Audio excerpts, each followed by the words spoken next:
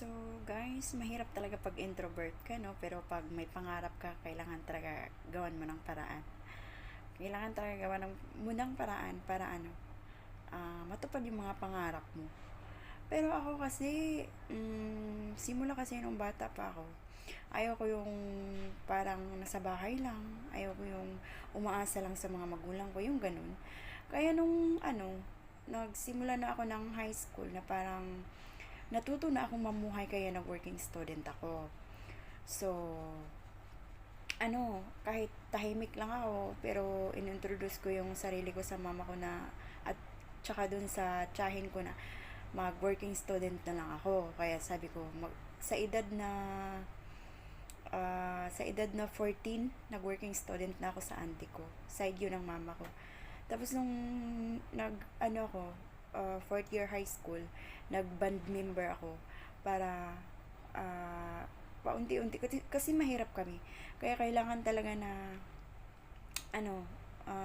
kahit pa kunti-kunti yung tuition na sa school, makakatulong ka din sa parents mo, ganun.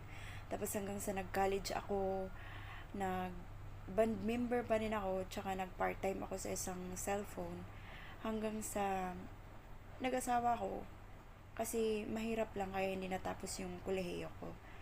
At saka yung kapalan talaga sa mukha, kailangan mo talagang gawin yun.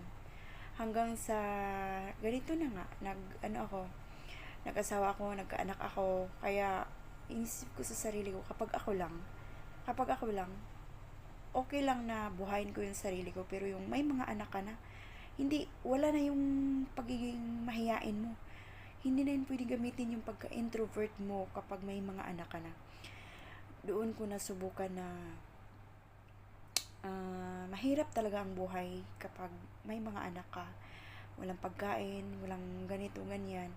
Tapos, kaya sinubukan ko magtrabaho kung saan-saan, sa mall, sa yung mga fast food yun, yung mga ganun, pinasukan ko yun.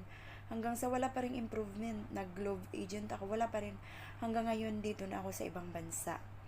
Kailangan talaga, mo yung sarili mo. Lakasan mo yung loob mo. Lakasan mo yung loob mo para sa pangarap mo.